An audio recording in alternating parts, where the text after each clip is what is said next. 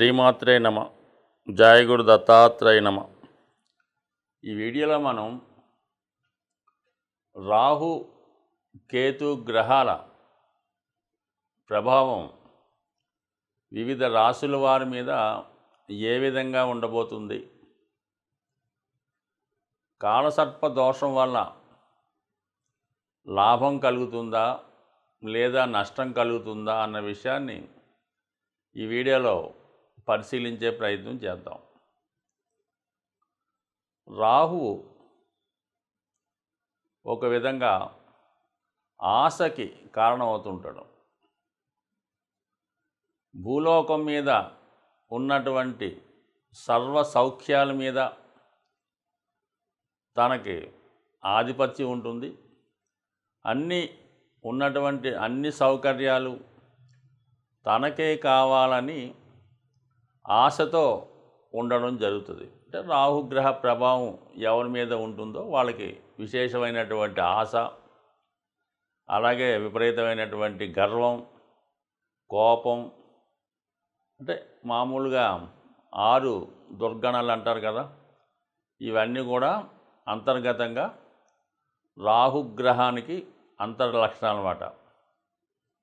రాహు ఎప్పుడూ కూడా హీరో కావాలనుకుంటూ ఉంటాడు. అలాగే నాయకత్వ లక్షణాలు కలిగి ఉంటాడు. అన్యాయాన్ని ఎదిరించే ప్రయత్నం చేస్తుంటాడు. సో ఏది చేసినా కూడా ఇంటర్నల్గా తనకి స్వార్థం ఉంటుంది. ఈ విధంగా రాహు ఆశ, కోరికలు వీటి మధ్య ఎప్పుడు కూడా మానవుడు జీవిస్తూ ఉంటాడు. అంటే రాహుగ్రహ ప్రభావం ఉన్నవాళ్ళు. దానికి సంపూర్ణంగా వ్యతిరేక ఫలితాన్ని ఇచ్చేవాడు కేతువు. నిరాశ, నిస్పృహ, అలాగే 0 లక్షణాలు, ఎటువంటి కోరికలు ఉండవు.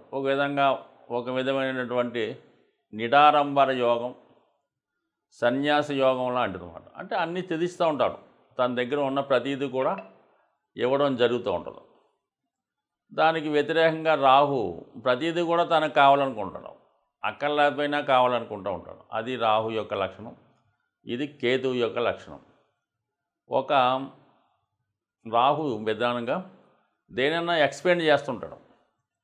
అది తన ఉన్న భావాన్ని కానీ, తను కలిసినటువంటి గ్రహాన్ని కానీ, ఆ భావ ఫలితాన్ని, ఆ గ్రహ ఫలితాన్ని పెంచుతూ ఉంటాడు, ఎక్స్పెండ్ చేస్తూ ఉంటాడు. అయితే తన యొక్క రాహు యొక్క పాయిజన్ని అందులో కలిపి దాన్ని పెంచడం జరుగుతూ ఉంటుంది. అంటే ఒక విధంగా ఇంటర్నల్ స్వార్థంగా పెరుగుతూ ఉంటుంది. అయితే గురువు అలా కాదు. గురువుకు కూడా ఎక్స్పెండ్ చేసే శక్తి ఉంటుంది. గురువు ఏ భావంలో ఉంటే, పంచమ భావంలో ఉంటే అధిక సంతానాన్ని ఇస్తాడు. ధనస్థానంలో ఉంటే అధిక ధనాన్ని ఇస్తూ ఉంటాడు. అయితే రాహు కూడా ధనస్థానంలో ఉన్నప్పుడు అధిక ధనాన్ని ఇస్తాడు.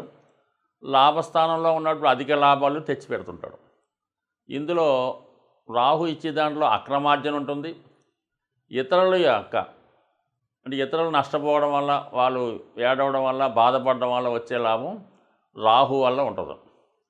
గురువు వల్ల ఇతరులు సంతోషంతో ఇచ్చే లాభం కలుగుతూ ఉంటుంది. అయితే రెండు కూడా ఎక్స్పెండ్ చేస్తే చాలా తేడా ఉంటుంది. గురువుకి 5వ దృష్టి ఉంటుంది, 9వ దృష్టి ఉంటుంది. అలాగే రాహు కూడా 5, 9 దృష్టిలు ఉంటాయి. సాధారణంగా ఈ 5, 9 దృష్టిలు చాలా వరకు మంచి దృష్టిలు అంటూ ఉంటారు. అయితే గురువు తన దృష్టిలో ఆ భావాన్ని రక్షిస్తూ ఉంటాయి. రాహు ఆ భావాన్ని పాయిజన్తో నింపి ఇంకో విధంగా స్వార్థంతో నింపుతూ ఉంటాడు. అది రాహు యొక్క ప్రభావం. అయితే కేతువు ఆ భావాన్ని తగ్గిస్తూ ఉంటాడు. 7వ స్థానంలో కేతు ఉంటాడు. వివాహం జరుగుతూ ఉంటుంది. భార్య మీద ఇష్టం ఉండదు, ఏ వ్యామోహాల మీద ఇష్టం ఉండదు. ఈ విధంగా కేతు ఉంటాడు. రాహు ఆపోజిట్గా వాళ్ళ ప్రభావాన్ని చూపడం జరుగుతూ ఉంటుంది. సో మరి ప్రస్తుతం ఈ రాహు కేతువుల సంచారం, రాహు మీనరాశిలో ఉంటూ గురువు యొక్క రాశిలో ఉండడం వల్ల, అలాగే ఎటువంటి గ్రహాలతో కూడా కలయిక లేదు రాహుకి. కేవలం తను ఒక్కడే మీనరాశిలో ఉండి పూర్తి స్వతంత్రంతో తన ఫలితాలు ఇవ్వడానికి సిద్ధంగా ఉన్నాడు. అలాగే కేతువు కూడా ఏ గ్రహంతో కూడా కలయకుండా సింగిల్గానే కన్యా రాశిలో ఉండడం జరుగుతూ ఉంది. సో ఈ 2 గ్రహాల ప్రభావం మరి వివిధ రాశుల మీద ఏ విధంగా ఉండబోతుంది అన్న విషయాన్ని చర్చిద్దాం. అలాగే దీని పరిహారం ఏ విధంగా చేసుకోవాలన్న విషయాన్ని కూడా ఈ వీడియో చివరిలో తెలుసుకునే ప్రయత్నం చేద్దాం. రాహుగ్రహం సింహరాశి వారికి అష్టమ స్థానంలోను, కేతుగ్రహం ద్వితీయ స్థానంలో సంచరిస్తున్నాయి. అష్టమం అన్నది అతి రహస్యమైనది.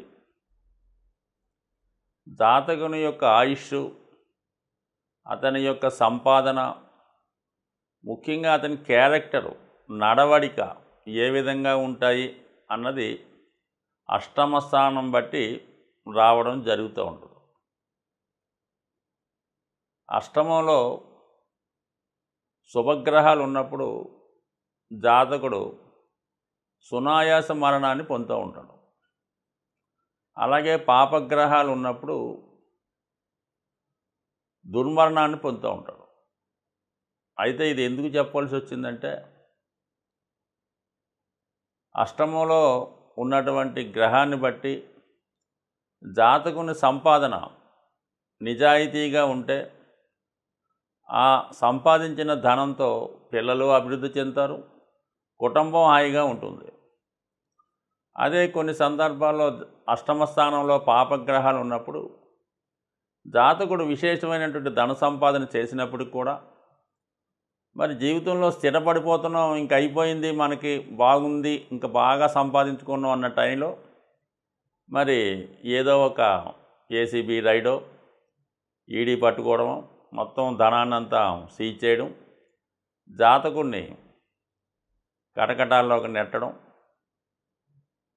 ఇప్పటిదాకా వాడు సంపాదన అనుభవించినటువంటి భార్య పిల్లలు కూడా పోలీస్ స్టేషన్లో జైల్లో ఉన్నటువంటి వ్యక్తిని కనీసం చూడటానికి కూడా వెళ్ళరు, ఎందుకంటే వీళ్ళు పరుగు పోద్దని. ఆ విధంగా ఉంటుంది. రాహు అష్టమంలో ఉండడం వల్ల జాతకుడికి మరి ఈ సమయంలో అక్రమ సంపాదన పెరిగే అవకాశం ఉంటుంది. అక్రమ మార్గాల ద్వారా ధనం సంపాదించే అవకాశాలు వస్తుంటాయి. అవి జాతకుడు ఎంతవరకు కాపాడుకుంటాడు, ఎంతవరకు దాన్ని సద్వినియోగం చేసుకుంటాడా, వదిలిపెడతాడా అన్నది జాతకుడి యొక్క విద్వత్తు మీద ఆధారపడి ఉంటుంది. సో ఈ సంవత్సరంలో మరి ఇటువంటి ఆలోచన వచ్చినప్పుడు జాతకుడు నిర్ణయం అతని విజ్ఞత మీదకే వదిలిపెట్టడం జరుగుతుంది. అంటే జాతకుడు ప్రభావం, రాహు ప్రభావం ఎలా ఉంటుందంటే ఎవరు ఎన్ని చెప్పినా అతనికి ఆ టైంలో మారే ప్రసక్తే ఉండదు. సో ఏదైనా మరి ఈ సమయంలో సంపాదన పెరుగుతుంది, లక్షలు కోట్లు వస్తాయి, కానీ తగినటువంటి పనిష్మెంటు ఇమీడియట్గా కాకపోయినా ఖచ్చితంగా ఏదో ఒక రోజు జాతకుడు బతికుండగానే వచ్చే అవకాశం ఉంటుంది. అలాగే రాహు వ్యయస్థానాన్ని చూడటం వల్ల ఈ సమయంలో జాతకుడు ఇన్వెస్ట్మెంట్ చేసిన, ఏమైనా భూములు స్థిరాస్తులు కొన్నా చాలా జాగ్రత్తగా చూసి కొనుక్కోవాలి తప్ప చాలా వరకు ఆ కొన్న స్థిరాస్తి వేస్ట్ అవ్వడం కానీ, సరైన డాక్యుమెంట్ లేకపోవడం వల్ల ఇబ్బంది పడడం కానీ దానివల్ల ఉపయోగం ఉండదు. అది మీకు కొనిపించిన వాడు బాగుపడతాడు, మీరు నష్టపోతారు. తర్వాత అమ్ముదామన్నా కుదరదు. కాబట్టి జాగ్రత్తగా చూసుకొని ఏదైనా ఇన్వెస్ట్ చేయడం మంచిది. చతుర్థ భావాన్ని కూడా వీక్షిస్తుంటాడు కాబట్టి జాతకుడు మనసు పరిపరి విధాలుగా ఆలోచిస్తూ ఉంటుంది. ఏదైనా ఎంజాయ్మెంటు, ఎంటర్టైన్మెంటు, విందు వినోద కార్యక్రమాలు, జూత గృహాలు, ఇటువంటి వాటి చుట్టూ తిరుగుతూ ఉంటుంది. కొంతమంది గృహాన్నే ఈ విధంగా వాళ్ళకి ఆలోచనలకి అనుగుణంగా గృహాన్ని ఆ విధంగా మార్చుకునే అవకాశం కూడా ఉంటుంది. సో ఏదైనా రాహు అటువంటి ధైర్యాన్ని ఇస్తూ ఉంటాడు.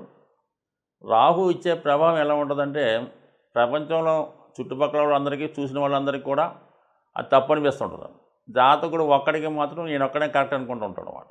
ఆ విధంగా ఉంటుంది కాబట్టి. బట్ ఎనీహో కేతువు 2వ స్థానంలో ఉండడం వల్ల చాలా వరకు జాతకుడు ఇతరులకి మంచి మాటలు చెప్తూ ఉంటాడు, చాలా నిజాయితీగా ఉన్నట్టు మాట్లాడుతుంటాడు. కానీ అతను మాట్లాడే విధానంలో ఏదో ఒక మర్మది ఉంటుంది. చాలా సందర్భాల్లో జాతకుడిని కుటుంబ సభ్యులే వ్యతిరేకిస్తుంటారు. కుటుంబ సభ్యుల మీద ఆధిపత్యాన్ని కోల్పోతూ ఉంటాడు. మరి 2, 6, 10 స్థానాలు కేతు ఉండడం వల్ల వృత్తిలో కూడా కొంత ఇబ్బందులు, అనుకోని చికాకులు వస్తూ ఉంటాయి. అలాగే పోటీదారులు మీపై పెత్తనాన్ని, ఆధిపత్యాన్ని సాధించే ప్రయత్నం చేస్తారు. సో ఏదైనా ఖచ్చితంగా మాత్రం ఈ సింహరాశి వారు రాహుగ్రహ అనుగ్రహం కోసం, రాహు పట్టే ఇబ్బందుల నుంచి బయటపడే ప్రయత్నంలో కంపల్సరిగా విధి విధానంగా రెమెడీలు పాటించాలి. వీలైతే ఒక అష్టముఖి రుద్రాక్ష ధరించడం వల్ల జాతకుడికి మంచి కార్యక్రమాలు జరిగే అవకాశం ఉంది. అంటే రుద్రాక్ష ధరించడం అంటే రుద్రాక్షలు ఎవరు ధరిస్తారు? ఋషులు ధరిస్తూ ఉంటారు. బాగా నిస్వార్థంగా ఉన్న వాళ్ళు ధరిస్తూ ఉంటారు. అంటే అది ధరించడం వల్ల సరిపోదు, ఆ విధంగా మనం కూడా దాన్ని ఫాలో అవ్వాలి. ఒక ఆధ్యాత్మికంగా, ఒక నియమంగా, ఎటువంటి బ్యాడ్ హ్యాబిట్స్ లేకుండా, ఎటువంటి చెడు ఆలోచనలు లేకుండా ఉండి ఆ రుద్రాక్ష ధరిస్తే బాగుంటుంది తప్ప ఇవన్నీ యథాతథంగా చేస్తూ రుద్రాక్ష ధరించడం వల్ల ఏ విధమైన ఫలితం ఉండదో. రాహు కేతు గ్రహాల ప్రభావానికి లోనప్పుడు ఎటువంటి పరిహారాలు తీసుకుంటే ఆ గ్రహాలు అనుకూలిస్తాయి అన్న విషయాన్ని మనం పరిశీలించే ప్రయత్నం చేద్దాం. అయితే రాహుగ్రహం ఒక విధంగా తాంత్రిక గ్రహం. అందువలన తాంత్రిక దేవతలైనటువంటి దశ మహావిద్యల్లో ఉన్నటువంటి అమ్మవారిని ఆరాధించడం వల్ల, వాటిని కొలచడం వల్ల, ఆ ఆలయాలు దర్శించడం వల్ల రాహు తొందరగా మనకి అనుకూలించే అవకాశం ఉంది. అయితే సాధారణ మానవుడికి ఆ దశ మహావిద్యల్లో ఉన్నటువంటి అమ్మవారిని పూజించడం కానీ, వాటిని ధ్యానించడం, లేదంటే వాటిని బాగా పూజ చేసుకోవడం, అలాంటి కార్యక్రమాలు చాలా వరకు చాలామందికి అందుబాటులో ఉండవు. అయితే ముఖ్యంగా ఈ దశ మహావిద్యల్లో ఉన్నటువంటి దేవతల్ని సరైనటువంటి గురువు లేకుండా ఆరాధించడం వల్ల ఇబ్బంది కలుగుతూ ఉంటుంది. అయితే ఏంటంటే అటువంటి దేవాలయాలు ఉన్నప్పుడు, దగ్గరలో ఉన్నప్పుడు, లేదనుకోండి దక్షిణ కాళి, మహాకాళి, కనకదుర్గ, ఇలాగా శక్తి స్వరూపాలతో ఉన్నటువంటి దేవతలు, ఇది సింహం మీద, అలాగే పులి మీద ఉన్నటువంటివి, శూలం ధరించి ఉన్నటువంటి దేవతలు, వీళ్ళని మీరు ఆరాధించడం వల్ల ఏమి ఎక్కువ చేయక్కర్లేదు.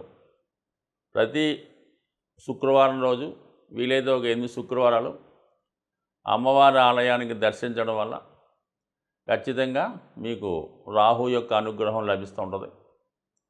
అలాగే కేతు ఇంకా అందరికీ తెలిసిందే, ఎంతమందిని పూజించినా ఎటువంటి ఫలితం రాదు. కానీ కేవలం విఘ్నేశ్వరుణ్ణి ఆరాధించడం వల్ల కేతువు తొందరగా అనుగ్రహం రావడం జరుగుతూ ఉంటుంది.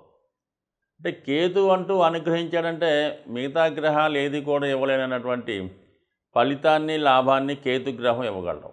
కావాలని విఘ్నేశ్వరుణ్ణి, ముఖ్యంగా సంకటహర చతుర్థి, అలాగే వినాయకుడిని గరికతో అర్చించడం, లేదంటే గణపతి హోమం, లేదంటే వినాయకుడి టెంపుల్లో ఉండ్రాళ్ళు ప్రసాదంగా పెట్టి పంచిపెట్టడం, ఎప్పుడూ కూడా ఇలాంటి సింపుల్ రెమెడీస్తో మరి రాహు కేతువుల యొక్క అనుగ్రహానికి పాత్రలవడం మంచిది. ఒక విధంగా రాహు అనుగ్రహిస్తే ఎవ్వరూ ఇవ్వలేనటువంటి అఖండ ఐశ్వర్యాన్ని రాహుగ్రహం ఇవ్వడం జరుగుతుంది. అలాగే కేతువు ఆధ్యాత్మిక రంగంలో అత్యున్నతమైన వ్యక్తులుగా తీర్చిదిద్దే ప్రయత్నం కేతు గ్రహం వల్ల రావడం జరుగుతూ ఉంటుంది. ఒక ఆధ్యాత్మిక రంగంలో అభివృద్ధి చెందాలన్నా, శాశ్వత కీర్తి పొందాలన్నా కేతుగ్రహాన్ని ఫాలో అవ్వాలి. అలాగే మెటీరియలిస్టిక్ వరల్డ్లో అపర కుబేర్లుగా మారాలంటే రాహుగ్రహాన్ని ఫాలో అవ్వాలి. సో ఏదైనా నిజాయితీగా, న్యాయంగా వెళ్ళినప్పుడు ఖచ్చితంగా ఏ గ్రహం అయినా అనుగ్రహించే అవకాశం ఉంటుంది. స్వస్తి.